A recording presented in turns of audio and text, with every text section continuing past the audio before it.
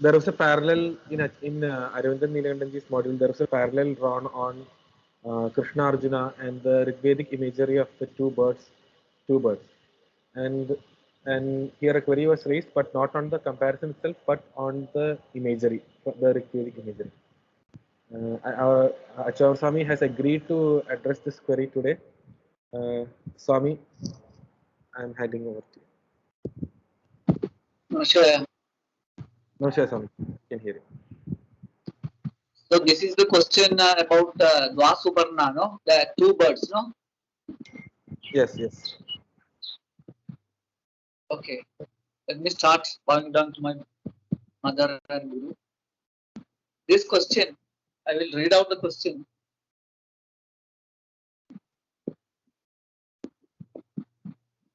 If there is a hierarchy among the two birds, how can Advaita hold? Because such explanation is consistent with Vaidavad, at best Vishishtadvaitavad. Observing bird is always superior to doing bird. So this is the question. And actually, this as I went through the module, this is not a topic that is discussed in the module, but it is given as an example for dialogues happening within oneself. If I am right, it is in the context that this example is given of two birds. And the in the module, the example of one person playing chess and having dialogue within himself. These things are given. So the context is entirely different. It is not at all related to Dvaita, Advaita, or Vishishtadvaita. Still, since the question has arisen, I will try to clarify it. First of all, I would like to tell you it is a very complex question. Here, you have to see Mundaka Upanishad from the beginning to the end if you want to answer this question. This comes in the third Mundagam, first mantra. It has three Mundagams in the Mundaka Upanishad. And in the second Mundagam, Upasana is described. Pranavo Dhanuhu Sharo Hyatma Brahma Tad Lakshya Muchyade Apramattena Bodhavyam Sharavat Tanmayo Bhave. That's a famous mantra there. That the Pranava is the bow, Atma is the arrow, Brahma is the target, and you have to shoot the arrow with identification with the Lakshya, that is Brahma. Sharavat Tanmayo Bhave, with Tanmayada. So all these upasanas are described in the second Mundaka. And after that, the third Mundaka starts with Dva Suvarna Sayuja Sakhayaha Samanam Vriksham Parishaswajade Tayoranyam Pippalam Swadvatya Anyat Anashnan Nanyo Abhijagashidi Evam Sharire Purusho Nimagno Anishaya Mukhyadi Anishaya Shojadi Mukhyamanaha Yada Pasyatyanyam Asya Mahimanamidi Veda Shokha. These are the two mantras. I have not quoted it exactly, but these are the two opening mantras of the third Mundaka. Here, the question of Dvaita, Advaita, Vishishtadvaita doesn't come here. Because this is Upasana. Upasana is continuing. And in the Shankara Bhashya, it is said, as I told you, in the second Mundaka, Upasana is explained in detail. Then in the third Mundaka, the tattva or the principle behind Upasana is explained. In Upasana, Jivatma has to approach Paramatma, taking Paramatma as Upasya and Jivatma as Upasaka. Then Advaitin comes down to the plane of Dvaita. Then only he can do Upasana. Here, the two birds mentioned, one is the one which does not eat any fruits, which is always shining in its mahima, in its glory. And the other bird, which is of a lower status, it eats the pippala, that fruits with bitterness and sweetness. It is said by the commentators that it has a multi taste, and the lower bird is eating it. And both of them are in the same on the same tree. This means in the tree is here a representative of our body. So the Jivatma and Paramatma residing in the same body is depicted here. Why it is said so? Even in Advaita, the Dvaita has a scope, but in Dvaita there is no scope for Advaita. This is the paradox. Advaita can comprehend or include Dvaita, Vishishtadvaita, everything. Advaita has no any quarrel with Dvaita and Vishishtadvaita, because Advaita is the supreme state of knowledge. But the other states are there in the domain of ignorance, in the plane of ajnana. So upasana takes place in ajnanam only, in ignorance. In knowledge, there is no upasana. There is only identification. The Brahmatma Aikyam is there. So to explain upasana, you will have to explain that there is a Paramatma and there is a Jivatma. So this Paramatma, which is in the body, is called Kshetrajna. And the Jivatma in the body, that is bound, but the Paramatma in the body is not bound. So this there are many controversies between the word Kshetrajna. It is explained in detail by Shankaracharya in Bhagavad Gita. But sometimes Kshetrajna is considered as the Paramatma Chaitanyam, which is manifested through the body, mind, intellect, everything. Subtle body, causal body, all the bodies. When the Paramatma Chaitanyam is manifested through the body, it gets identified with it. And to overcome the identification and become one with the Paramatman, it will have to go through many processes. It will have to go through cleansing of its own mind, intellect, etc. Because only in that intellect the knowledge of oneness manifests. So to purify this mind or intellect so that the Advaita Jnana will manifest, we will have to go through many sadhanas. So these sadhanas are explained in the second Mundaka, and in the third Mundaka, the Lakshya and the Upasaka and the Upasya are mentioned. Upasya is the bird which is not at all bound by anything, which shines in its glory. And the Upasaka is the bird which tastes the fruits of action, people.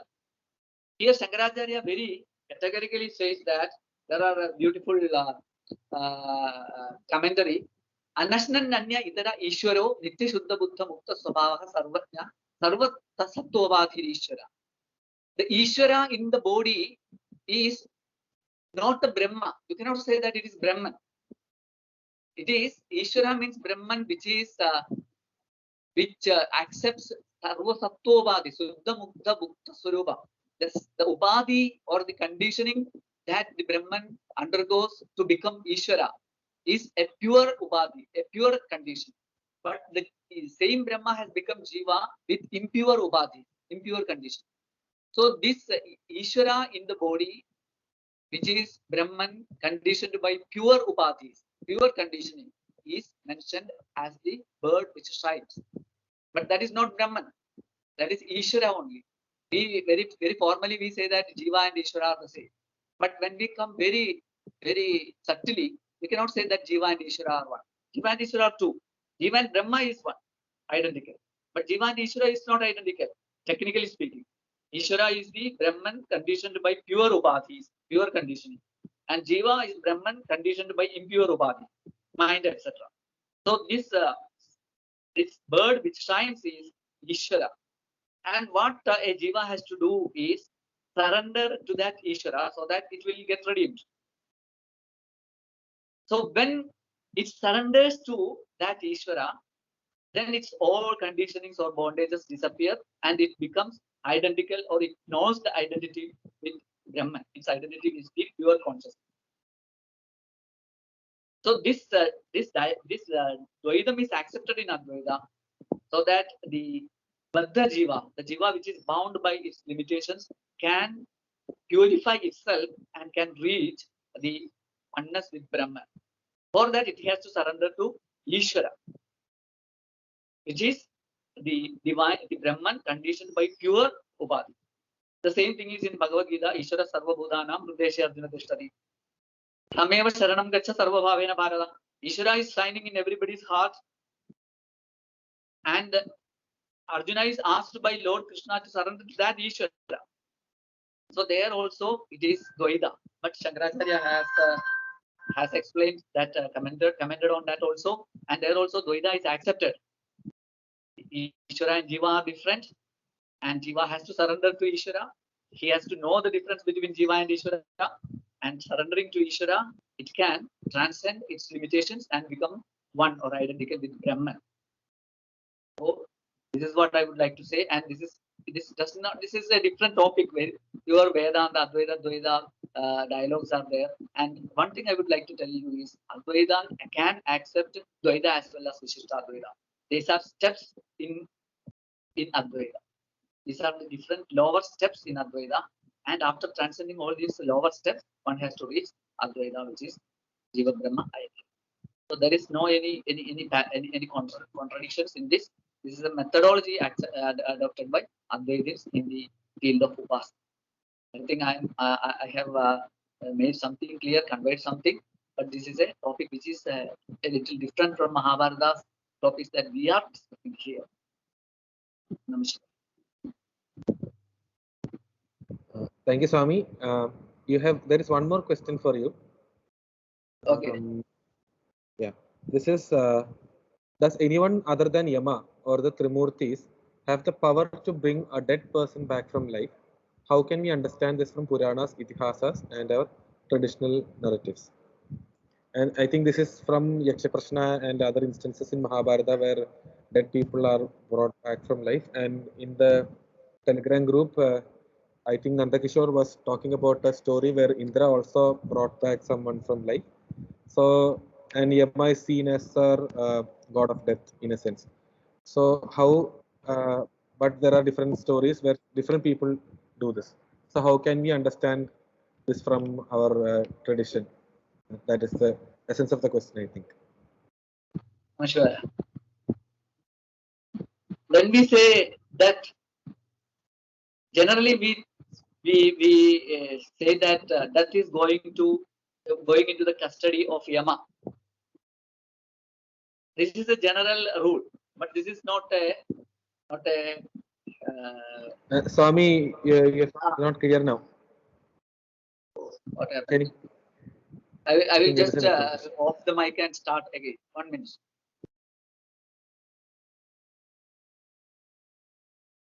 Namah Shivaya.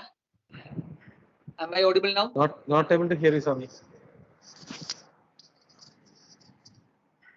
Not clear? We can hear. No, Achuji, yes, we can hear. I think it's a network issue. Achuji, Yeah, you may go ahead. So I continue. Generally speaking, death is a soul. A soul is separated from its gross body, and subtle body and causal bodies are taken into Yama's custody, and they get a astral body like a Preta Shariram, and this Preta Shariram transcends, or it transmigrates to different planes of existence.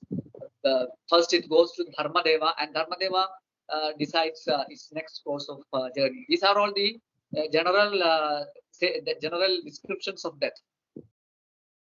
But this is not the case in all cases. There are many other mentionings or descriptions of deaths in our Puranas and Itihas.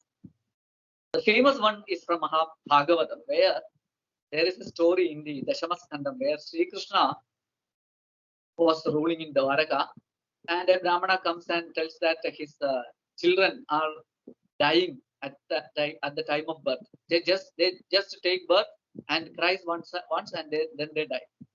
And 8 children dead like this.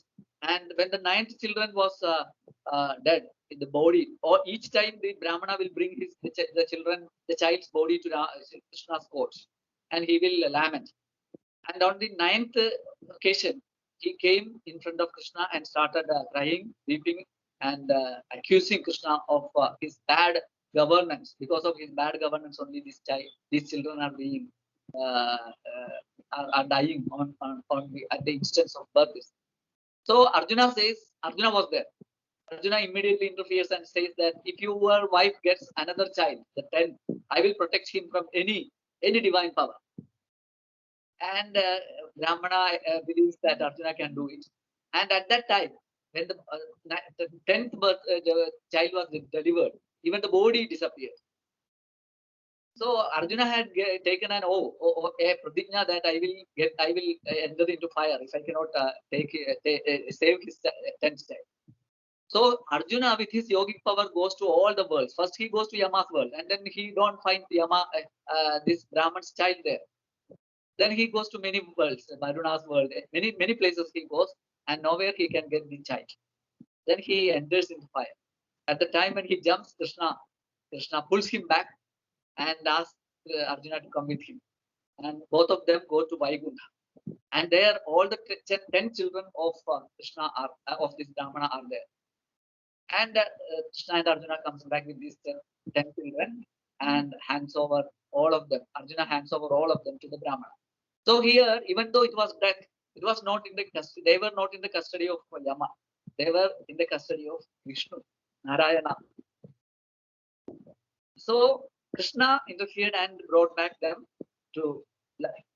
Then there is another story of in Mahabharata itself. There is a story, Ashtavakra story. You might have studied it.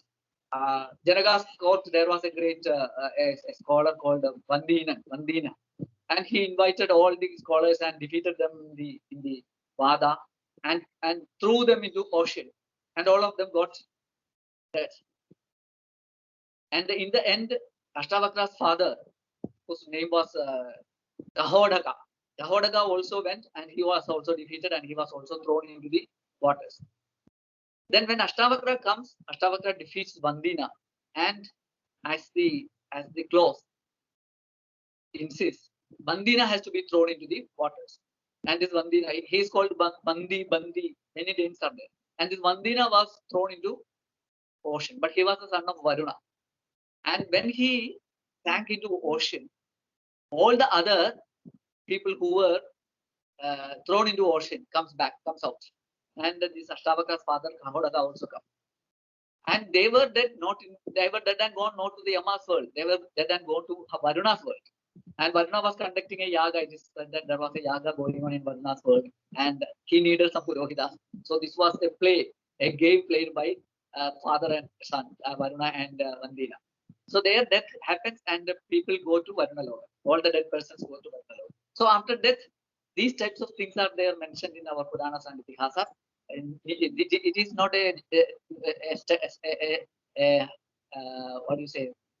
Hard and fast rule that everybody after death goes to Yama's world. Many other worlds are also accessed by many dead people, and they can be revived by the lords of those worlds, like Varuna in the second case and Vishnu in the first case. And there may be many other examples also. And in history also, there are anecdotes of many people who are dead and brought back to life. These histories are not so to be discussed in these discussions regarding Shastras, scriptures, because histories are not authentic like Purana, Itihasa, or Shruti, Smriti, etc. History, maybe there are many Kimvadantis, hearsays, so we need not take them into discussion, I think. So I hope my answer is clear. I offer my words at Rama's lotus feet. I think my time is also has come to an end. Thanks, guys.